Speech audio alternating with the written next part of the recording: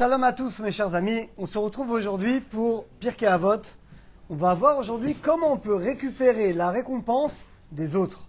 Alors on part du Mishnah qui nous dit, il y a eu 10 générations depuis le premier homme Adam jusqu'à Noé, le déluge, et on voit la patience d'Hachem, parce que tous ces gens-là sont très mal conduits, et finalement Dieu les a détruits. Pareil, les 10 générations entre Noé, Noach et Abraham, pareil, l'immense majorité c'était des gens très mauvais. Et Abraham, lui, il a reçu la récompense de tout le monde. Achu Ikabel et Asachar les Kulam. Et de là, mes chers amis, on apprend beaucoup de choses extraordinaires. Première question que j'aimerais vous demander. Vous savez, on dit toujours qu'Abraham était seul contre le monde entier. Mais c'est pas vrai. Il n'y avait pas qu'Abraham. Il y avait qui à l'époque d'Abraham? Il y avait une yeshiva. La yeshiva de Shem et Ever. De la même Midrash qui dit qu'il y a une discussion entre Abraham et Shem. Donc, en fait, c'est pas vrai. Abraham, il n'était pas seul. Il y avait les shivas de Shem et Ever, il y avait quelques tzadikim quand même qui étaient... Alors on dit que la différence, c'est que eux, ils restaient dans leur yeshiva. Celui qui venait, il venait. Mais ils n'avaient pas à se fatiguer à aller vers les gens.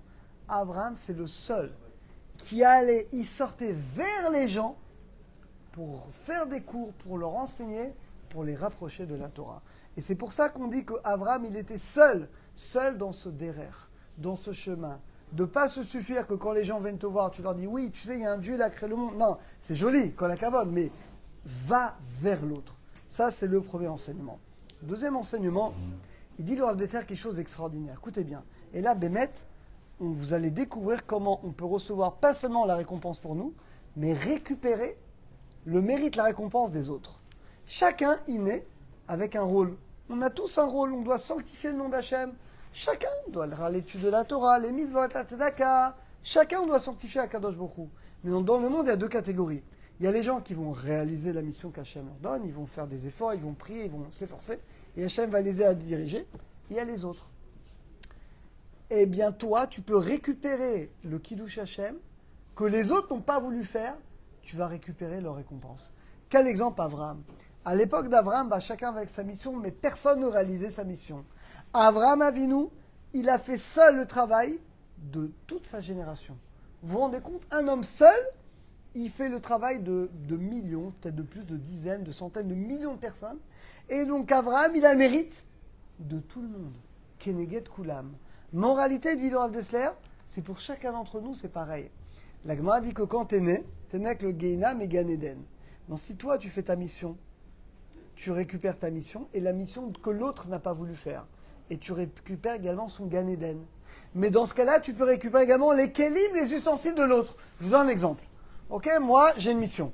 Maintenant, il y a quelqu'un là, qui est à ma gauche, qui est là-bas, ok, que Hachem lui a donné une richesse pour partager sa richesse avec les gens, aider les shivot, et créer des centres de Torah. Et lui, il ne fait pas sa mission, il veut kiffer, il ne veut pas donner.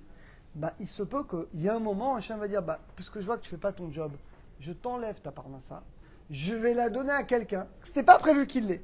Mais je donne à quelqu'un que je sais que lui, il va, oui, l'utiliser comme moi je veux. Et donc, tu peux récupérer sa richesse à lui pour réaliser sa mission que lui n'a pas fait, que toi, tu vas faire. Il dit, le Rav Dessler, mes chers amis, dans la vie, on peut augmenter de niveau, on peut se retrouver avec des nouvelles missions des autres. Et quand tu te retrouves à faire les missions des autres, tu peux avoir des nouveaux ustensiles qui n'étaient pas prévus au départ. Mais en fait, mes chers amis, c'est comme qui? Comme Abraham Avinu. Abraham Avinu seul, il va faire tout le Kiddush Hachem de toute sa génération. Seul, il va réussir à le faire. Tu dis, c'est incroyable. Comment un homme seul, il peut faire un Kiddush Hachem que des millions de personnes? C'est impossible. Il l'a fait. Mais en réalité, mes amis, c'est pareil pour nous. Alors bon, on n'est pas Abraham, peut-être on n'arrivera pas à des millions. Mais en tout cas, on peut arriver non seulement à faire notre mission, et la mission d'autres personnes qui malheureusement ne réalisent pas leur mission, et pour lequel Hachem, il va nous donner des ustensiles qu'on n'avait pas, qui n'étaient pas prévus, mais qu'il va nous donner pour le réaliser. Et ça, mes chers amis, c'est extraordinaire parce qu'on doit tous sanctifier le nom d'Hachem. Chacun, du plus religieux au moins religieux, on doit faire Kiddush Hachem. C'est pour ça qu'Hachem nous a créés dans ce monde. Maintenant, comment faire Kiddush Hachem? Chacun, par la tzedaka, par l'étude de la Torah, chacun. Si toi, tu ne fais pas ta mission, tu donneras tes ustensiles à quelqu'un d'autre pour que lui puisse la faire. Alors nous, on va avoir du bon côté, qu'on ait le mérite chacun d'entre nous de faire nos missions. Et également qu'on ait le mérite peut-être d'aider, peut-être de faire les missions des autres. Pour que le nom d'Hachem soit sanctifié et que grâce à ça, on récupère nos ustensiles à nous et les ustensiles de ceux qui ne veulent pas réaliser leur mission. À très bientôt à tous.